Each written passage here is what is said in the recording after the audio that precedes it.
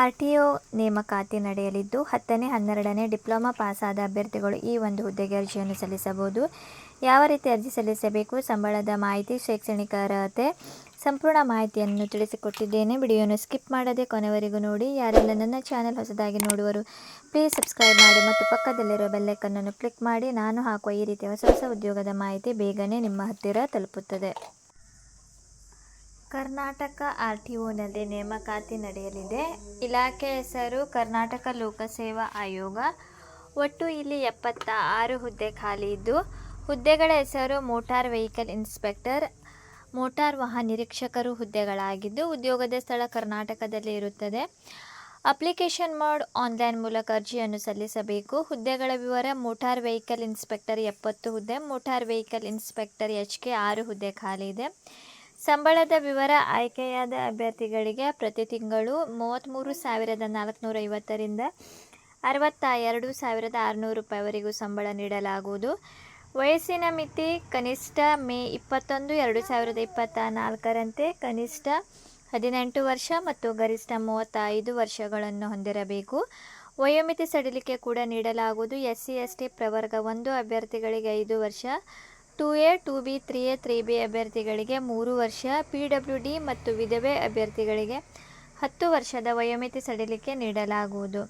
ಅರ್ಜಿ ಶುಲ್ಕ: SC ST ಪ್ರವರ್ಗ 1 PWD ಅಭ್ಯರ್ಥಿಗಳಿಗೆ ಯಾವುದೇ ರೀತಿಯ ಅರ್ಜಿ ಶುಲ್ಕ ಇರುವುದಿಲ್ಲ. ಮಾಜಿ ಸೈನಿಕ ಅಭ್ಯರ್ಥಿಗಳಿಗೆ 50 ರೂಪಾಯಿ, 2A 2B 3A 3B ಅಭ್ಯರ್ಥಿಗಳಿಗೆ 300 ರೂಪಾಯಿ, ಸಾಮಾನ್ಯ ಅಭ್ಯರ್ಥಿಗಳಿಗೆ 600 ರೂಪಾಯಿ ಅರ್ಜಿ ಶುಲ್ಕವನ್ನು ಆನ್ಲೈನ್ ಮೂಲಕ ಪಾವತಿಸಬೇಕು. ಶೈಕ್ಷಣಿಕ ಅರ್ಹತೆ: 10ನೇ ತರಗತಿ ಅಥವಾ ತತ್ಸಮಾನ ಅರ್ಹತೆ ಅಥವಾ 3 ವರ್ಷಗಳ ಡಿಪ್ಲೊಮಾ ಇನ್ ಆಟೋಮೊಬೈಲ್ ಇಂಜಿನಿಯರಿಂಗ್ ಅಥವಾ ಡಿಪ್ಲೊಮಾ ಇನ್ ಮೆಕ್ಯಾನಿಕಲ್ ಇಂಜಿನಿಯರ್ ಅಥವಾ ಆಟೋಮೊಬೈಲ್ ಇಂಜಿನಿಯರಿಂಗ್ ಅಥವಾ ಮೆಕ್ಯಾನಿಕಲ್ ಇಂಜಿನಿಯರಿಂಗ್ನಲ್ಲಿ ಪದವಿ ಆಗಿರಬೇಕು. ಅದರ ಜೊತೆ ಲಘು ಮೋಟಾರ್ ವಾಹನ ಮತ್ತು ಮೋಟಾರ್ ವಾಹನ ಚಾಲನಾ ಪರವಾನಗಿ ಅಂದರೆ ಲೈಸೆನ್ಸ್ ನೀವು ಹೊಂದಿರಬೇಕು.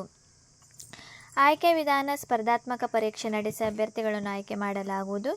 ಯಾವ ರೀತಿ ಪರೀಕ್ಷೆ ಇರುತ್ತದೆ ಅಂತ ಸಂಪೂರ್ಣ ಮಾಹಿತಿ ತಿಳಿಸಿಕೊಡುತ್ತೇನೆ. ವಿಡಿಯೋನು ಸ್ಕಿಪ್ ಮಾಡದೆ ನೋಡಿ. ಅದೇ ರೀತಿ ಇದಕ್ಕೆ ಫಿಸಿಕಲ್: ಪುರುಷರಿಗೆ 168 ಸೆಂಟಿಮೀಟರ್ ಎತ್ತರ ಮತ್ತು ಮಹಿಳೆಯರಿಗೆ 157 ಸೆಂಟಿಮೀಟರ್ ಹೈಟ್ ಇರಬೇಕು. ಅದರ ಜೊತೆ ಪುರುಷರಿಗೆ 86 ಸೆಂಟಿಮೀಟರ್ ಎದೆಯ ಸುತ್ತಳತೆ ಹೊಂದಿದ್ದು 49 kg ಮಹಿಳೆಯರ ತೂಕ ಹೊಂದಿರಬೇಕು. ಅದೇ ರೀತಿ ಆನ್ಲೈನ್ನಲ್ಲಿ ಅರ್ಜಿ ಸಲ್ಲಿಸಲು ಪ್ರಾರಂಭದ ದಿನಾಂಕ ಏಪ್ರಿಲ್ 22 ರಿಂದ ಕೊನೆಯ ದಿನಾಂಕ ಮತ್ತು ಅರ್ಜಿ ಶುಲ್ಕ ಪಾವತಿಸಲು ಕೊನೆಯ ದಿನಾಂಕ ಮೇ 21, 2024 ಒಳಗೆ ನೀವು ಅರ್ಜಿಯನ್ನು ಸಲ್ಲಿಸಬೇಕು. ಈಗ ಯಾವ ರೀತಿ ಪರೀಕ್ಷೆ ಇರುತ್ತದೆ ಅಂತ ಸಂಪೂರ್ಣ ಮಾಹಿತಿ ತಿಳಿಸಿಕೊಡುತ್ತೇನೆ. ವಿಡಿಯೋವನ್ನು ಸ್ಕಿಪ್ ಮಾಡದೆ ನೋಡಿ. ಕರ್ನಾಟಕ ಲೋಕಸೇವಾ ಆಯೋಗದ ಅಡಿಯಲ್ಲಿ ಈ ಒಂದು ಹುದ್ದೆಯ ನೇಮಕಾತಿ ನಡೆಯಲಿದ್ದು, ಇದಕ್ಕೆ ಪರೀಕ್ಷೆ ಯಾವ ರೀತಿ ಇರುತ್ತದೆ ಅಂದರೆ ಸಾಮಾನ್ಯ ಜ್ಞಾನದವರಿಗೆ 100 ಅಂಕ ಮತ್ತು ಪ್ರಶ್ನೆ ಪತ್ರಿಕೆ 2ರಲ್ಲಿ ಕೂಡ 100 ಅಂಕಗಳ ಒಂದು ಪ್ರಶ್ನೆ ಪತ್ರಿಕೆ 2 ಗಂಟೆಗಳ ಕಾಲಾವಕಾಶ ಇರುತ್ತದೆ. ಸಾಮಾನ್ಯ ಜ್ಞಾನದಲ್ಲಿ 1.5 ಗಂಟೆಗಳ ಕಾಲಾವಕಾಶ ಇದ್ದು, ಪ್ರಚಲಿತ ಘಟನೆಗಳು, ದೈನಂದಿನ ಗ್ರಹಿಕೆಯ ವಿಷಯಗಳು, ಭಾರತ ಸಂವಿಧಾನ, ಭಾರತದ ಇತಿಹಾಸಕ್ಕೆ ಸಂಬಂಧಪಟ್ಟ ವಿಷಯಗಳು, ಭಾರತದ ಭೂಗೋಳ ವಿಷಯಗಳು, ರಾಜ್ಯ ಮತ್ತು ಪ್ರಾದೇಶಿಕ ಆಡಳಿತ ಕುರಿತ ವಿಷಯಗಳು, ಗ್ರಾಮೀಣಾಭಿವೃದ್ಧಿ, ಪಂಚಾಯತ್ ರಾಜ್ಯ ಸಂಸ್ಥೆಗಳಿಗೆ ಸಂಬಂಧಿಸಿದ ವಿಷಯಗಳು, ಕರ್ನಾಟಕ ಪರಿಸರ ಸಂಬಂಧಿ ಸಮಸ್ಯೆಗಳು ಮತ್ತು ಅಭಿವೃದ್ಧಿ ಕುರಿತ ವಿಷಯಗಳು.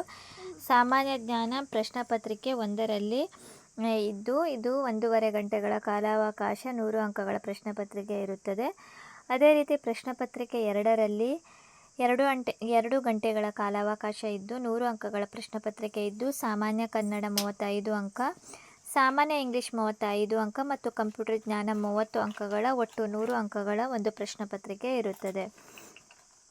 ಅದೇ ರೀತಿ ಕನ್ನಡ ಭಾಷಾ ಪರೀಕ್ಷೆ ಸ್ಪರ್ಧಾತ್ಮಕ ಪರೀಕ್ಷೆಗಳ ಆಯೋಗವು ನಿಗದಿಪಡಿಸುವ ಯಾವುದೇ ಕ್ಷೇತ್ರ ಸ್ಥಳದಲ್ಲಿ ಪಡಿಸಲಾಗುವುದು ಹಾಗೂ ಅಭ್ಯರ್ಥಿಗಳು ಪರೀಕ್ಷಾ ಕೇಂದ್ರದ ಆಯ್ಕೆಗೆ ಅವಕಾಶ ಇರುವುದಿಲ್ಲ. ಅಂದರೆ ನೀವು ಯಾವುದೇ ರೀತಿಯ ಪರೀಕ್ಷೆ ಅವರೇ ಒಂದು ಪರೀಕ್ಷೆಯ ಸ್ಥಳವನ್ನು ಹೇಳುತ್ತಾರೆ. ನೀವು ಯಾವುದೇ ರೀತಿಯ ಒಂದು ಪರೀಕ್ಷೆಯ ಸ್ಥಳ ಆಯ್ಕೆ ಮಾಡಲು ಅವಕಾಶ ಇರುವುದಿಲ್ಲ ಅಂತ ಅವರು ತಿಳಿಸಿಕೊಟ್ಟಿದ್ದಾರೆ.